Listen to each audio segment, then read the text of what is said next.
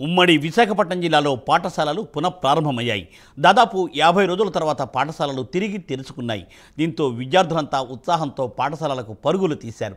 ప్రాథమిక పాఠశాలలు ఉదయం 9 గంటల నుండి 4 గంటల వరకు తరగతులు నిర్వహిస్తారు.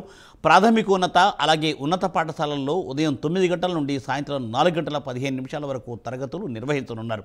ఇప్పటికే పాఠ్యపుస్తకాలు కూడా పాఠశాలలకు చేరుకున్నాయి. మరికొన్ని ప్రాంతాల్లో ప్రైవేట్ స్కూల్స్ ఇప్పటికే ఓపెన్ చేశారు. క్లాసులు కూడా ప్రారంభించేశారు.